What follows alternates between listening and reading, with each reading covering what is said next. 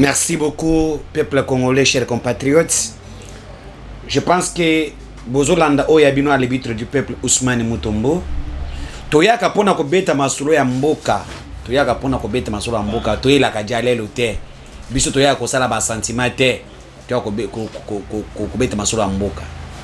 Tango biso tozo bunda tozo défendre mboka. Bino boza wana pona collaborer na ba Rwandais. Tango biso tozo la moka na baton na bandako toye pona ko informer peuple, ko défendre mboka na biso. Bino bosa ba black. Bosa kana ba congolais. Tolo bate. Lorsque un peuple qui se lève le matin ayebite mboka na ngai na état nini, oza peuple te. O lamoki na tongo, ozwa mwa radio na oya muke. Yo ke information, zwa téléphone na yo. Kota na BM Opinion TV. Tala kanine zo le kakuna. Tu es informé. Et ça que o lamoki na tongo, yo wana ozo e transport, oyebi ate ke mboka eza station nini. Ozo okoyeba ate ke non, nini ezo leka na ville te, yo ke bon ya wana moyeba to mosusu lelo. Akoma côté ya batete la kuna, aposa na boba ibise o eza zone moko bo sécuriser. Oui, ça est Kozanga koyok information. Kozanga koyok information. Donc, Kozanga koyok. Alors, na BM awa, on a tout dit. Na ba chaîne moussous, donc, la moukana tongo, ava obima, yoke information. Mboka ezanin. Mboka ezana etanin. Côté nazoke une information ezanin. Voilà un homme. Voilà une femme. Oh, c'est un vrai Congolais. Biso ba Congolais de père et de mère tolinga bon.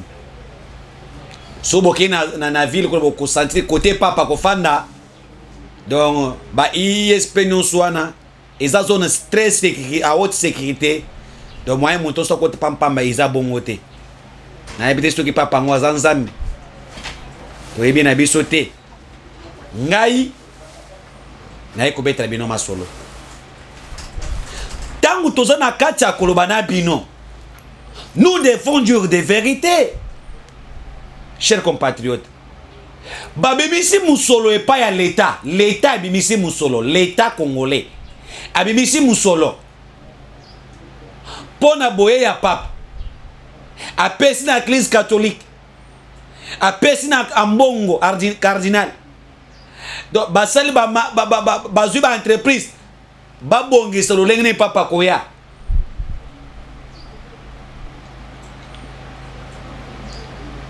Mbongo l'État congolais a bandé ko bimisa. Alors que de l'autre côté, les fidèles catholiques ba s'organiser ki malam. Bazwa mbongo oyo ba koyambela tata posto abango azoya. Mbongo wana ya église catholique ba no bongiso ne kenda wapi. Tanga na koloba o na lobby. Les jeunes fils de ce pays ont rencontré Fidolé Ambong. Ba pese ba enveloppe na monaki na madame na ye Olive Lembe ba yambana ki lobi lisusu. Azui musolo apesiye et eza pona boyami papa achango wapi. On est prêt d'insulter les autres comme les voleurs. On est prêt d'insulter les autres pour le tribalisme. Alors que vous-même, vous êtes des tribalistes, vous-même vous êtes des voleurs. Nalobi na ngai awa clair. Boya ya pape ko changer ni na mboka na biso. Boya ya pape ko ela akoela biso nini.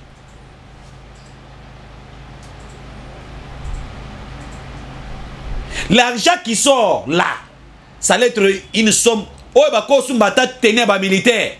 Oh ba ko sumbata ba minduki araka ya Russie. Oh ba ko renforcer motivation ba soldats na front. Et bimi pona boye ya papa. Papa ya akuti biso na nzala. Akozonga pe akuti biso na nzala. Akuti biso na insécurité. Akozonga pe akuti biso na insécurité. Pour ya gego maté.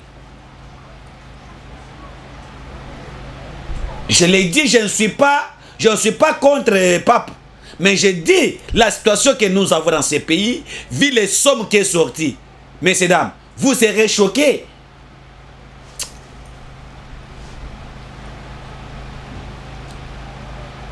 Nous avons vu la guerre de l'Ukraine. N'a reçu. L'église catholique, chaque jour, chaque dimanche, basala ka prière pour la Ukraine. Basala ka bakondana chaque jour na agression ya Russie na Ukraine.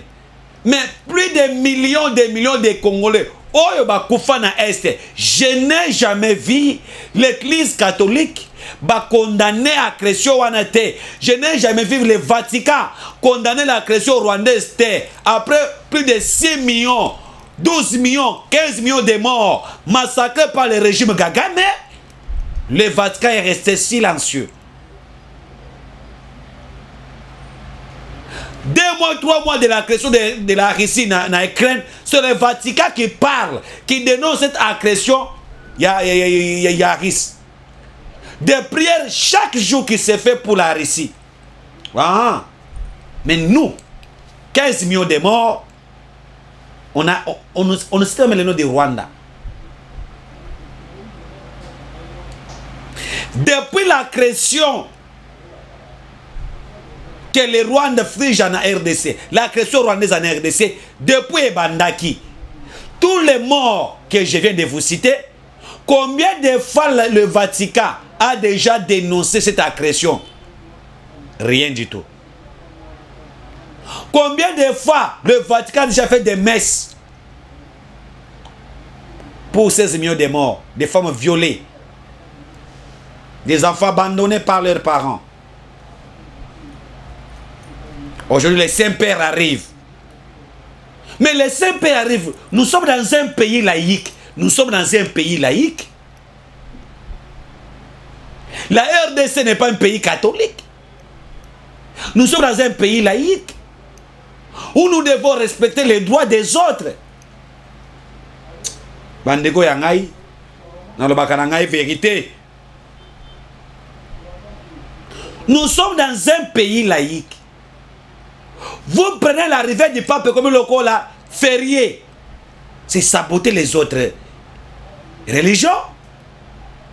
L'arrivée du pape et puis qui se bat dans la classe. Mais l'église a musulmans aussi. Les kimbangistes, les saletistes, vous comprenez ça? Les bouddhistes.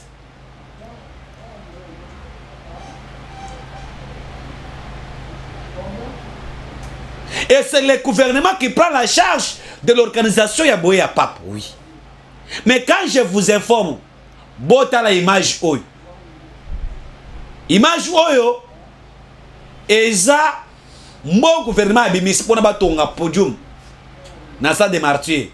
Mbula kaka ya lobi ya moke. Kanda kimbangu ebeti. Kimbangu asiliki. Bota la mbula. Mbule beti. Podium wana eza kokwe. Quand je vous dis podium wana eza kokwe. Ah, bota la ba photo nazo pesa bino. Podium wana eza ya kokwe. Donc, il n'y a pas de souci. Podium tombé. Des millions de l'État qui a été donné à l'église catholique de faire ce travail. On commence à s'acquiser maintenant. Oh! Après qu'il n'y a pas, le chef doit faire son travail. Podium wana tant nazo sabino podium wana ekui. Papa zoya lobi podium wana ekui. Oh, ils sont dans stade de martyr. Bota l'image.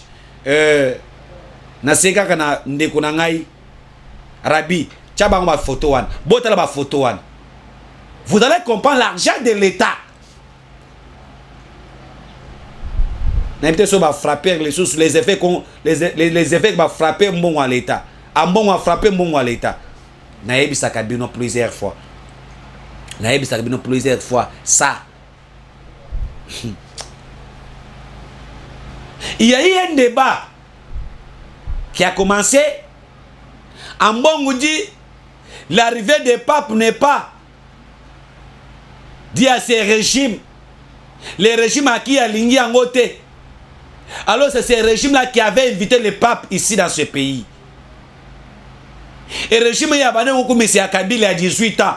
Un régime modèle qui est bon en vie aujourd'hui. Est-ce que pendant 18 ans, ce régime-là avait Babeyaki Papa Yaki? Est-ce que papa Bazala quitté? C'est le régime de Félix qui a un bon combat jour et nuit. Oh, il va bénir Pape, que Pape a fait la confiance. En bon, veut dire autre chose. Ce n'est pas le régime ici qui a fait appel à Pape. Boyoka, Ambongo, na vidéo oyo. Ndeko, Arabi, tu as les vidéo. Je veux dire par là que la visite du pape n'a rien à voir avec le régime en place. Le pape ne vient pas pour donner un coup de main électoral à un régime politique. Il vient visiter un peuple, le peuple congolais. Il vient visiter les dirigeants du Congo. Il vient visiter le peuple du Congo dans sa quête de plus de dignité. Je peux comprendre que le politique essaye toujours de tirer le bénéfice d'une visite de cette nature. Mais bon, on ne peut pas le leur interdire. On ne peut pas le leur interdire. La déclaration de celui que vous venez de citer, je crois, c'est l'honorable Mbata, ça n'engage que lui. Et sa déclaration reflète toute son espérance. Il espère que cette visite du pape puisse apporter un peu de bénéfice à leur campagne électorale. Mais c'est une bonne guerre politique. Moi, je ne lui fais pas de reproches pour ça. Mais le pape ne vient pas pour ça. Le pape ne vient pas pour une cause politique. Bomoni, Azobo, c'est l'invitation plusieurs fois envoyée par le chef de l'État, Félix Antoine Tshisekedi Tshilombo. À chaque rencontre, Azana Pape, Azo paye ses invitations. Papa l'avait confirmé. Papa l'baki akoya, a invité qui est. Ngai na lobi na osakaka pièce contre pièce.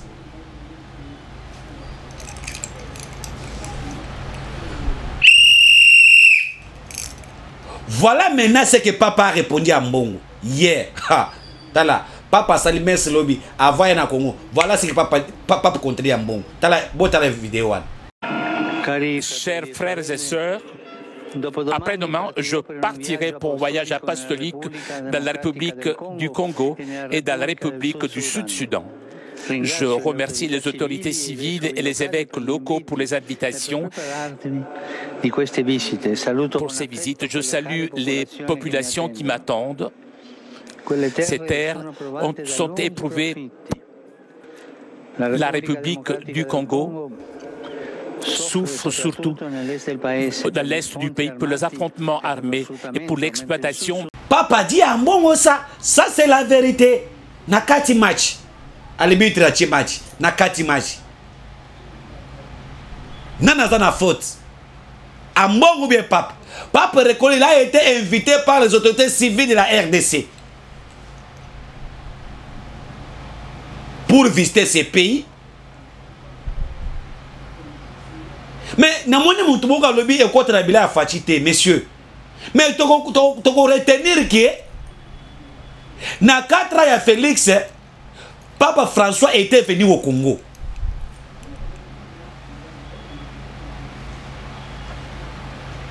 Le lundi tolobaka na 32 ans ya Mobutu, le pape était venu au Congo. 37 ans après, pendant que papa est au Congo. 37 ans après. Attends, mais le le côté, on a autour le bango, mais le côté. Aïe, c'est la diplomatie agissante. Oui, c'est la diplomatie agissante du chef de l'État. C'est la diplomatie agissante du chef de l'État. 18 ans, il y a Kabila. Donc presque 20 ans. Papa, la confiance. La diplomatie, la courtoisie, les bienfaisances, la volonté manifestée par le chef de l'État, Félix Antoine Tshisekedi Tshilombo, pour les changements de la République, d'où Baya. Parce que volonté politique, ils allaient au Izangaki. Donc, tout ce qui s'est fait aujourd'hui, c'est la volonté que tout le monde manifesté par le chef de l'État. Tout le monde constate en Félix Tshisekedi Tshilombo la volonté de changer les paradigmes au Congo, de changer les choses.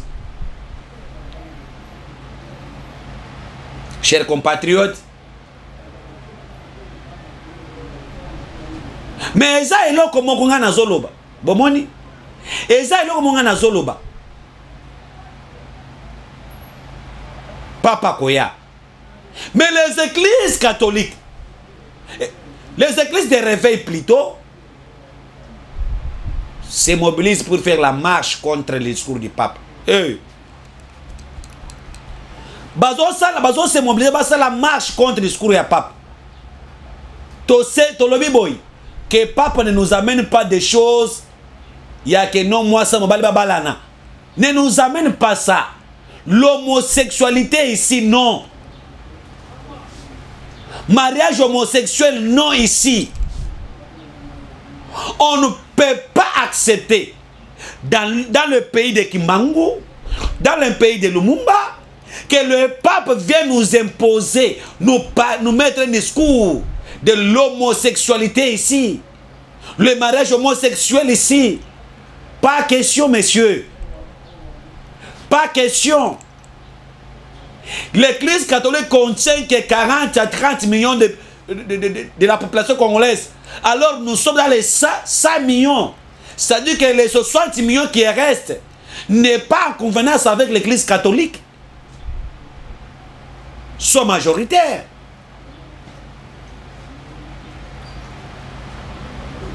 Ambongo benda papa na litoi. Annonce apostolique ya pape yebisa yé. Ngai na yebisi bino. Nous sommes prêts. Ceux qui kaka papa le makambo homosexualité. Vous allez voir ce qui doit se passer.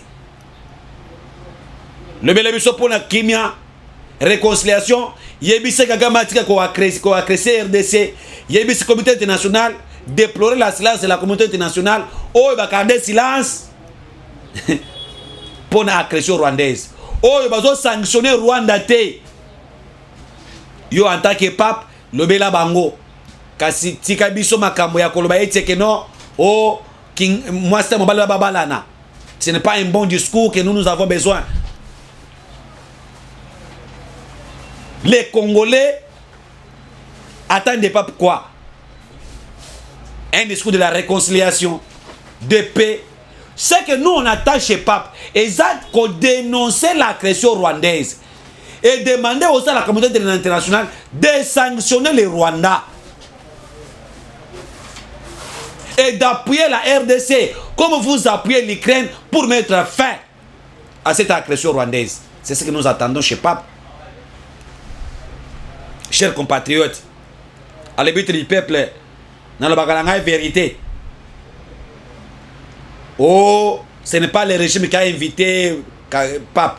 Match Kwata. Les points là, la solution est là. Je vous ai donné la réponse du pape. Ou à répondre à Mbongo.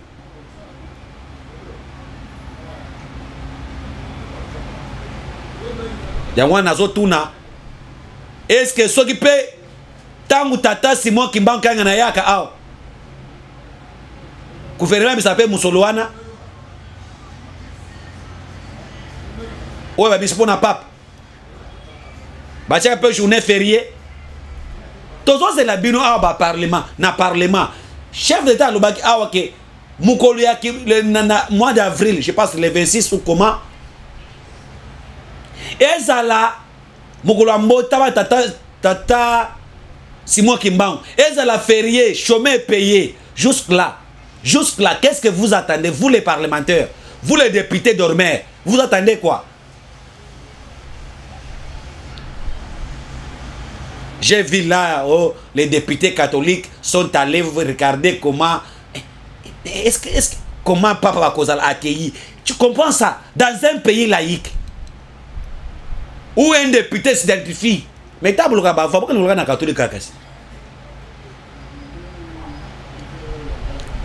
si nous avons un président chrétien, nous avons un candidat catholique, catholique va voter catholique, les restes va voter un président qui a 60 millions de population, 60 millions de voix. Il va voter parce que le catholique représente que 30 à 40, non, 30, je peux dire, %, 30 millions de la population congolaise. Les restes, les autres congrégation.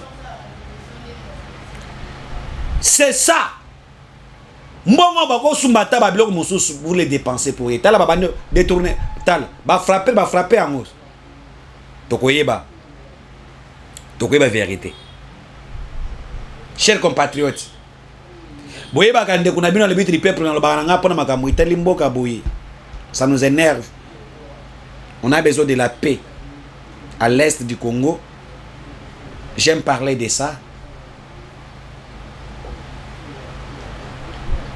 Évariste Bochab, Alungo peut perdre. Le peut perdre, c'est vide. Peut perdre des eaux, c'est vidé. Peut perdre des eaux, c'est vidé, bande kunangai. Joseph Kabila aussi claque la porte.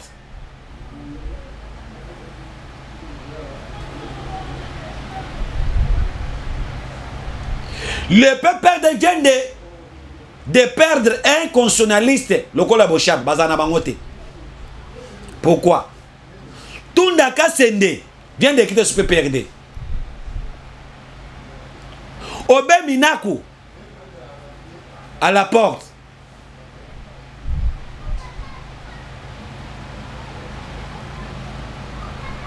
Nayebisa Kibino.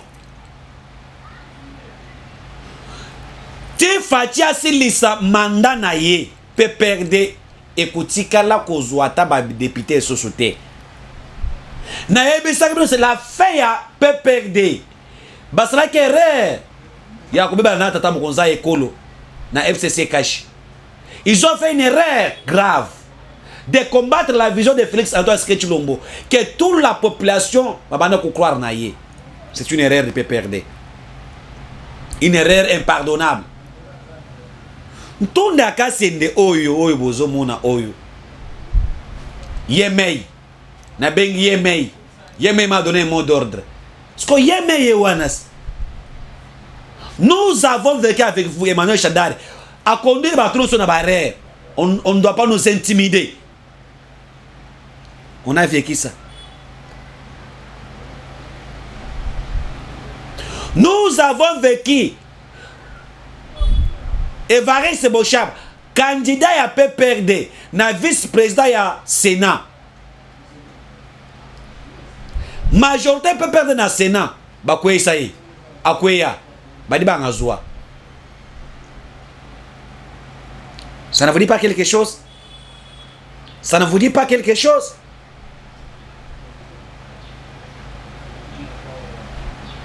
Aujourd'hui, le PPRD a une disparition. Tozana bango ao.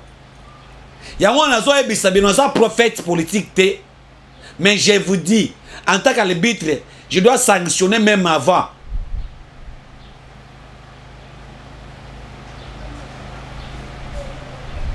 PPRD ekotikala ko sosubo ko znamboko yote. PPRD ekotikala ko sosubo ko znamboko yote. Boka ngana to sebino wana. Ils n'auront jamais encore le pouvoir. Bakosala PM mata 60 ans d'élite. 60 ans d'élite pour le PPRD au pouvoir. Il faut 60 ans. 60 ans pour le PPRD au pouvoir. Namboko les sous. Si l'IDPS a fait 37 ans, bah, ça a double à l'IDPS. Le PPRD demande aux gens de ne pas s'enrôler. Mais moi, j'ai vu un député de PPRD, Nachango, à Sibi Badrapo à l'IDPS, à Mikos, à l'IDPS, à qui s'enrôler. Mais jusque-là, on est député de PPRD. Tout ce qui se passe, Joseph Kabila sort de son silence. Il est prêt de quitter aussi PPRD. Boyokis. Maman Olive Lembe dit hier ezana bato basali kebaka bole Joseph Kabila na Tshisekedi. Mais ça va Emmanuel Chadari, non? Et ça va toi PPRD. Ils ne voulaient pas même beaucoup Tana. Maman Denise aussi à lobby, ils ont fait tout pour rencontrer Joseph Kabila na Olive le me batu na bango ba isanga ba disponible te ya kokota na bango. Oyoki mama Olive. Oyoki réponse binonde. Batu na binonde ba bana ko bloquer. Vérité ebimi non? 680 millions tango ebimi nde le biso biloba loba.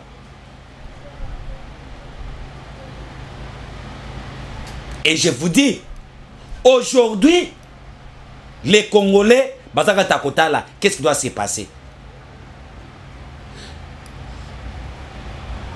Tito comme en mois de décembre, il y aura beaucoup de gens qui peuvent perdre Bakolungwa.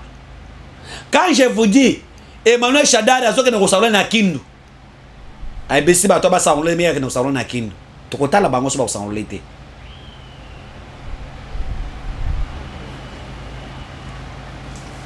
Botika la politique ba politicien. Yo monto sala ka kwanga, teka kwanga na yo. Yo muteka fumbwa, teka fumbu. Yo mo beta musique, beta musique. Yo pasteur, te la Bible. Yo évêque, pesa ba tout comme nyon. Tika biso ba yi politique, to sala politique. Yo muteki minéré. Yo président ya équipe. Ya équipe de football. Tala makamba football. Sala entraînement kuna. Yo jouer sala entraînement. Tika biso ba politicien, ba politologue. Toi ça la politique. Na PCV na ngai fu mutoto mbote. A melisi mutu moko mai, mukeba ya kokite. Atunio que c'est la polomologie. La polomologie. Ata yo, oyebi yango, so rebi la polomologie, pesa ngo définition dans commentaire. La polomologie. Vous êtes prêts d'insulter, mais la polomologie signifie quoi? Mukeba ya lali pungi ya kokite. Frappe. Wane faut boter la biso. Ba le bitre du peuple. Ousmane Mutombo. Ba vrai anthropologue. Très bien Sabino. Chers compatriotes. Le Congo a besoin de changements. Je voulais vous dire une chose ici. Pour Nassilissa, émission Nangaï. La création rwandaise et c'est nous les faire veiller Bissot. Nous devons être veillés.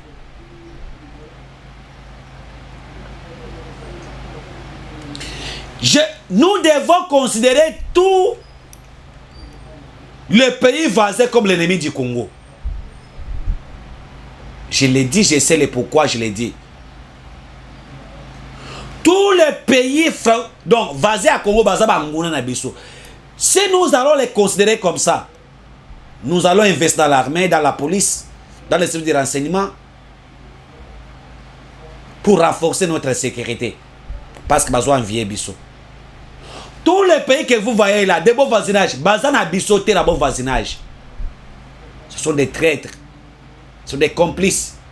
Et nous devons se préparer que ces gens ici sont les ennemis du Congo. Na ebisaki yo Congolais. Zoua sima ya Africel Bukango, ils ba Rwandais. Oche unité na Africel. Ozo mbongo na wande zo ezo so minduka ba M23.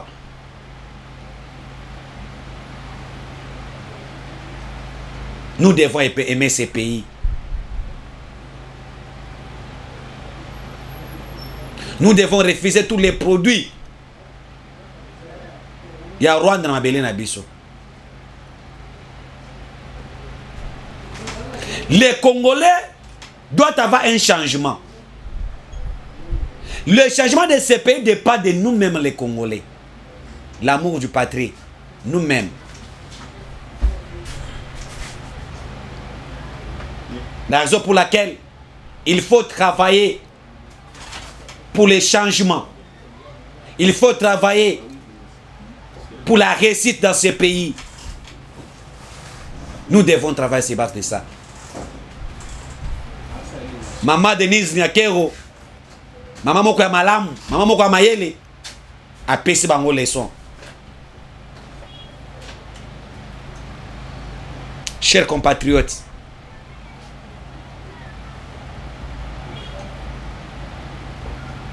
nakobetela bino masolo à est. La MONUSCO, aussi longtemps que la MONUSCO est à l'est, il n'y aura pas toujours la paix. Aussi longtemps que l'armée régionale, l'EAC, est encore là, il n'y aura pas la paix. Parce qu'ils travaillent en complicité avec les rebelles. Je vous montre cette image. Voilà l'avion, il y a MONUSCO, lobby. Bazo déposé ba rebelle na montagne moko boye. Bazo déposé ba rebelle M23. Il y a eu des images au drone zoa. Tant que la MONUSCO est complice, la MONUSCO accompagne les rebelles. La MONUSCO vient en aide avec des munitions. Na rebelle bocha katembe.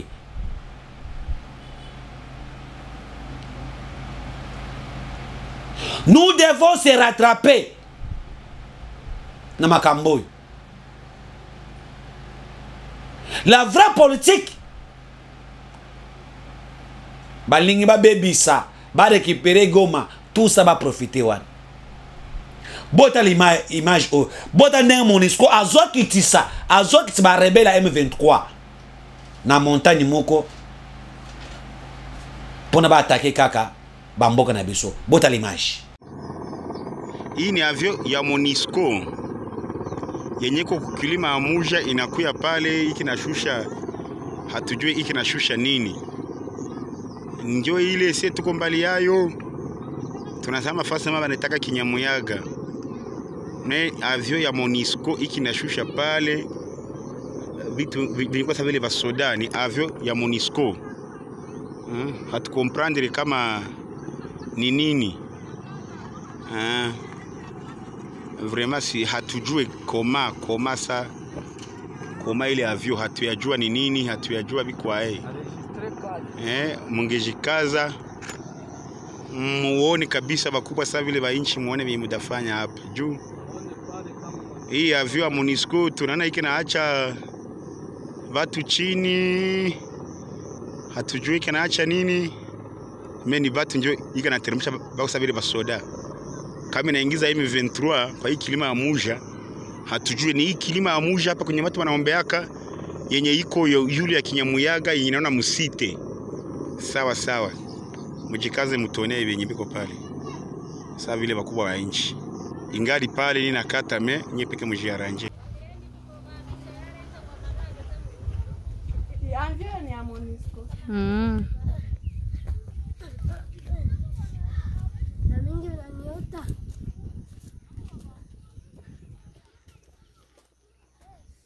Voilà.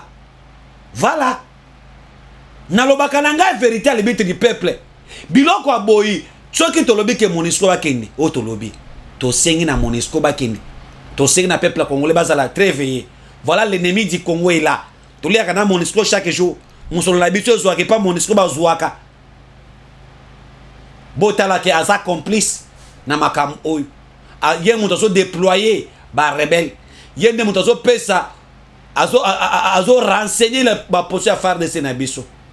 La MONUSCO. Nous allons où avec ça? Nous allons où avec cette silence? Chers compatriotes, lèvons-nous comme un seul homme. Défendons notre pays. Je demande au président de la République, balongo les régimes nani, les pays, l'armée, il y a des pays sur la région, il y a l'ASC, balongo nan ba kende nan. Et ko pays sur no kimia. Ce qui c'est parce que au sein de bango ba M23 bazali. J'ai fini avec cette lettre. Lettre Oyo Bozomon.